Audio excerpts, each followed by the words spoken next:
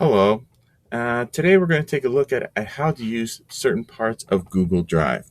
I know from our staff surveys that we are becoming more and more comfortable with different parts of Google, but I thought I would like to share some parts of Google that maybe you're not too familiar with. It might be helpful. If you understand these topics already, great. If not, I hope that you are able to benefit from this tutorial. So we'll go ahead and we're going to go to google.com, general Google page, and we're going to sign into our account. Everybody knows how to do that from the staff survey. So we'll go up to sign in.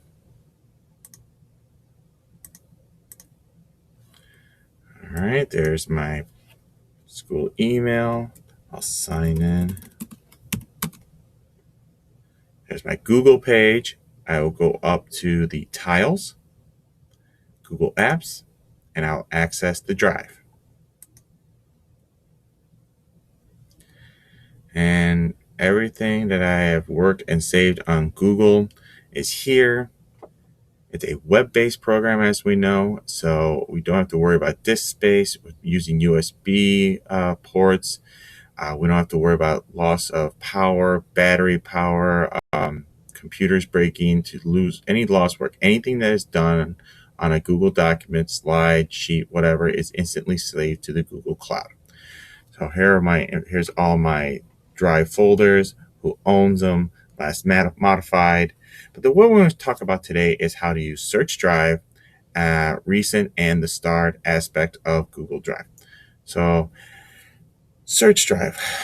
Some of your drives may become quite extensive with information, and as the year goes on, there's something you may want to access that you worked on previous years, but you just can't remember the exact title of it, what folder is in, or where it might be at all in Google. But you know that there's certain keywords within the title you can search. So at the very top of the Google, there's a Search Drive. Now, for example, we're working on a 1920s unit, and I have a PowerPoint, a Google slide presentation on Prohibition, but I don't remember the exact name of it. So I would type in Prohibition, and anything with that Prohibition within the title would pop up. And there's my Google slide. So I would click on that. And here comes my Google slide on Prohibition. But I don't remember what folders. Will this tell me where it is? Yes. Up here, you'll see that there's the title, Prohibition Intro. It says PowerPoint because it was a PowerPoint at one point. I had converted to a Google slide. Now, there's a folder icon here. If I click on the folder icon, it tells me this item's in Chapter 24 Bookwork. All right, it's in a folder.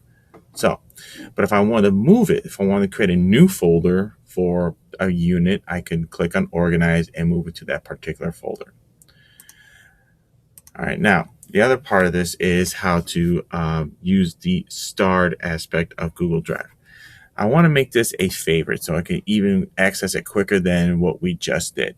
So Google has put something on there that you can make your documents or slides, shows, or your sheets, anything Google related. You can make it as a favorite by clicking on the star icon in between the title and the folder icon here. So now that I clicked on that, it is now starred. I'm going to show you what that means. So we're going to close out the PowerPoint tab here and go back to our main page on the drive. And if you look in the sidebar, I see the way I've starred here. So I click on starred, and anything that I have starred pops up here, and I'm looking for Prohibition, and there it is. So now it is a favorite. I can access it just by going to starred. I can go right to that. But the other aspect of Google that I want to talk about is that if I haven't done that, but I know I've worked on Prohibition recently, within the last week, 2 weeks, or month, there's another aspect here. The other right above start is recent. I would click on recent. I know I worked on this, and there it is. All right, so this is today, the time it was last opened by me, but next week it'll still be here. A month from now it'll be here. So if I never put it in a folder, or I never started, and it's something I have opened at all, even by accident, it pops up into my recent. So I know it can kind of track what I've done, so I know I can go back to it. All right, so that is how to use recent, how to use starred, uh, and how to use search drive. Search drive, if you know the title, a keyword in it, you can also search from a person. If a colleague or a student shares something with you and you can't seem to remember where to find it, you could type in the name and it will, anything related to that person will also pop up in front of you. So it's a really helpful tool to kind of go through your stuff so you don't have to worry about losing anything or how to spend too much time to retrieve it.